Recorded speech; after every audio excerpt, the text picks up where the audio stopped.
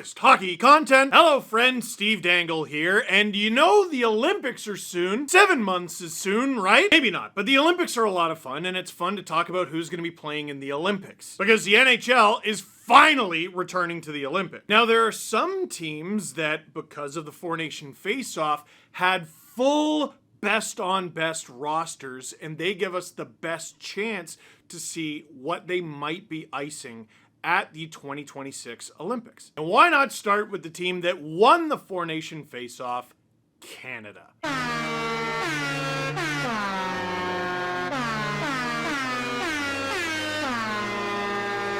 Oh man, that was satisfying. That was so good. It was so good, and it's always gonna be so good. The best outcome is they never do that tournament again. No matter what you win, no matter what you lose, you won that one at that time. And gosh, it was great. But in terms of international hockey, we all know that the Olympics are considered the cream of the crop. At least, you know, when they feature everybody, which they haven't since 2014. So, what did Canada's lineup look like at the Four Nation Face-Off? Well, it looked something like this, and obviously John Cooper, the head coach, finagled some things and he got the blender out on some night. First line or second line, whatever you want to call it, Sidney Crosby on the left wing, Nathan MacKinnon, and Sam Reinhart. Second line of Braden Point, Connor McDavid, and Mark Stone. Notably, Mitch Marner was on that line for Mark Stone when Canada won it in overtime. But that's because he was thrown in the blender there, because on other nights, it was a third line of Brandon Hagel, Anthony Cirelli, and Mitch Marner. And a super annoying fourth line of Brad Marchand, Sam Bennett,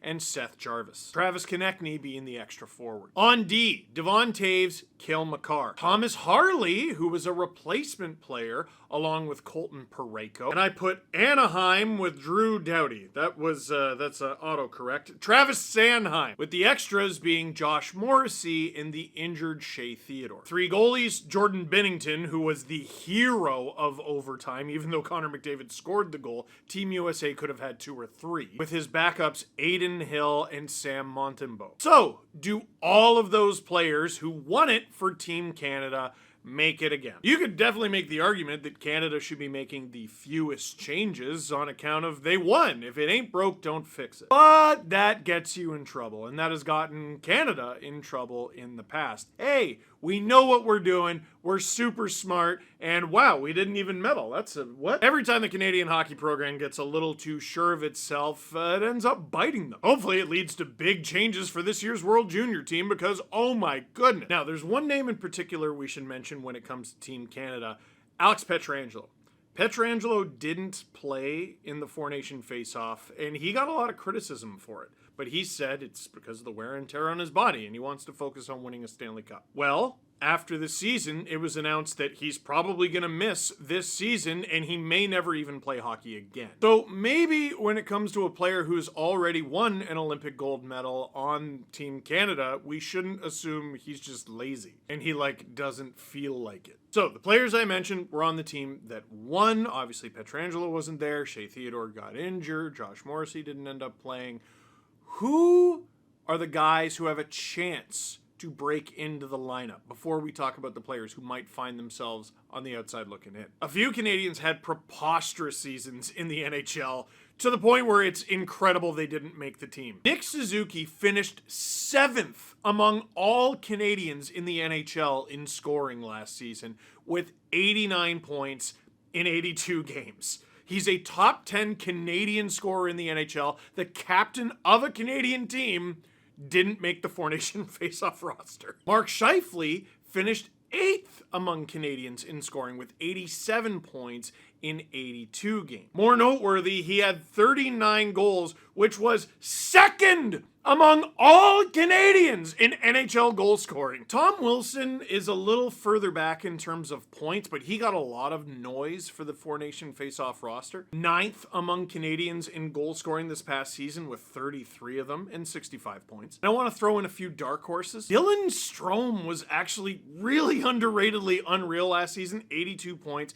in 82 games. That was 11th among Canadians. Robert Thomas of the St. Louis Blues finished 13th among Canadians in scoring with 81 points, but he did that in just 70 games. And two names of two incredible hockey players that are just at different sides of the age spectrum, so they probably won't make it. John Tavares, he was captain of the World Championship team a couple years ago, finished 15th among Canadians in points last season, and 4th in goals with 38. And the other guy who's just difficult to evaluate because we've seen so little of him in the NHL is Macklin Celebrini, who's been working out with Crosby and McKinnon and played with them at the World Hockey Championship. The kid wants it. If he starts good, I think he's going to get consideration, but he's got a big hill to climb. Dude, if Nick Suzuki and Mark Scheifele are on the outside looking in, I don't know how he makes it, but you never know. On D, to me, there's 2 names, because the names that I already showed you,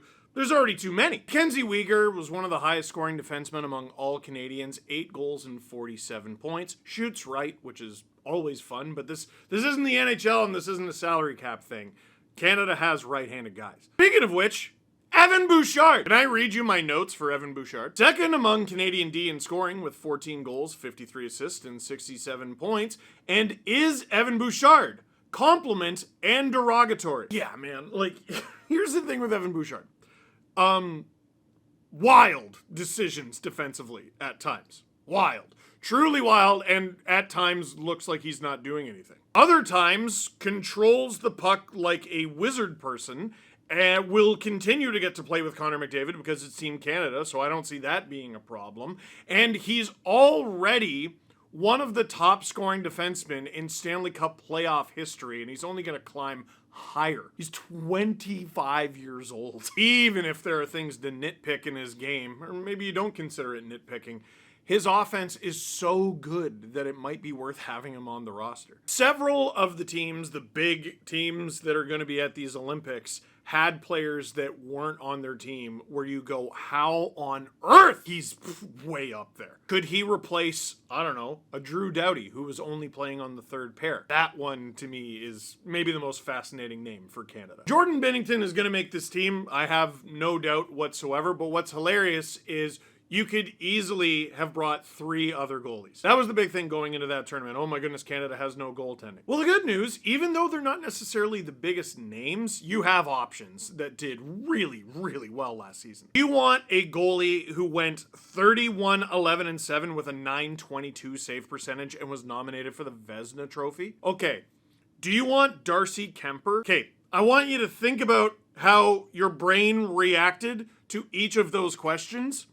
They're the same question. That's how good Darcy Kemper was for the LA Kings last season. He was unreal. For the Washington Capitals, Logan Thompson was 31, 6, and 6. He had as many overtime and shootout losses as he had regulation losses. And a .910 save percentage to boot. I'm going to throw Mackenzie Blackwood in there too. Played part of his season with the San Jose Sharks and then basically saved the Colorado Avalanche. 28, 21, and 6 with a .912 save percentage. You could easily, I don't know, replace Hill with one of those guys. You could replace Montembeault with one of those guys. But at the end of the day, unless he's injured, the game 1 starter for Canada at the 2026 Olympics is going to be Jordan Binnington. He could develop a puck allergy and have a save percentage that starts with a 4, and I think Canada is still going to bring him even as a 3rd guy. So, there's a bunch of names of guys who could make the team. Well, okay, who you kicking off? The goalies are easy. Binnington stays, and we'll see about the other 2. Canada was the only team at the 4-Nation Face-Off who only used 1 goalie.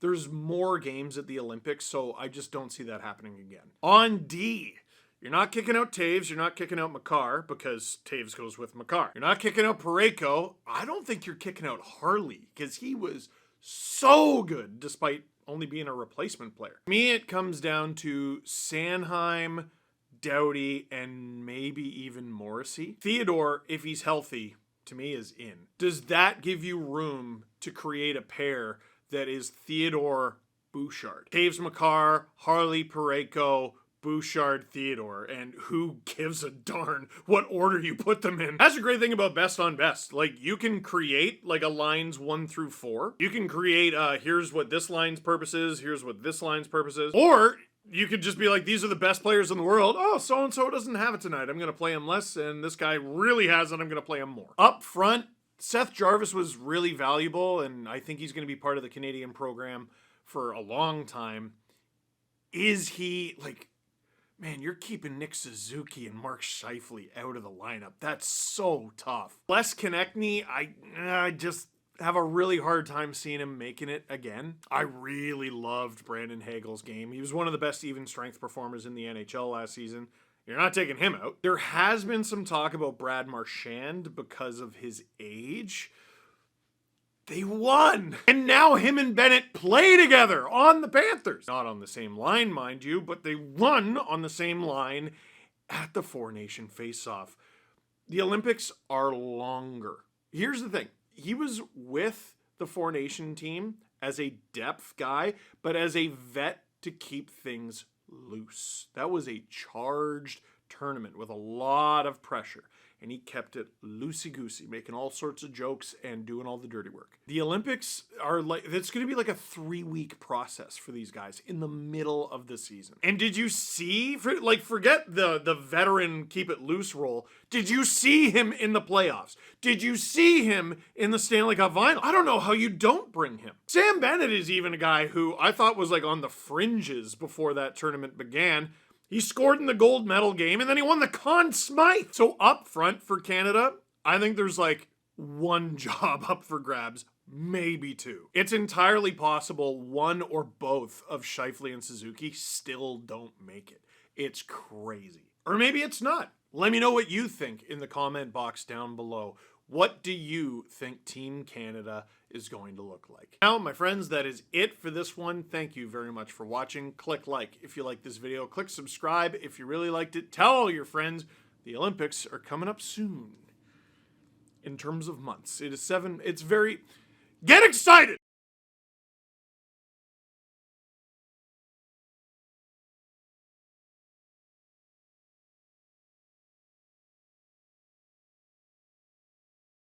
My friends, for now, that is it for this one. Thank you very much for watching. Click like if you like this video. Click subscribe if you really liked it. No.